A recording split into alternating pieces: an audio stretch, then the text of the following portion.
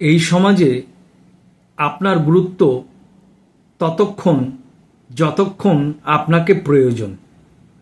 সেটা আপনার সংসারে হতে পারে, সমাজ জীবনেও হতে পারে। সেই কারণে আপনি যতক্ষণ মানুষের জন্য করতে পারবেন বা কারোর প্রয়োজনে আপনি আসতে পারবেন, ততক্ষণ কিন্তু সকলেই আপনাকে মাথায় তুলে রাখবে।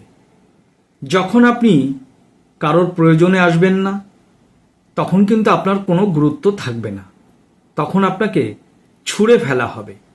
তাই মানুষকে উপকার করলে নিঃস্বার্থভাবে করুন, কারোর উপর ভরসা করবেন না। কিন্তু সঙ্গে সঙ্গে নিজেকে মজবুত রাখুন, না হলে আপনার প্রয়োজন ফুরিয়ে গেলে আপনাকে ছুঁড়ে ফেলতে 1 মিনিটও লাগবে না।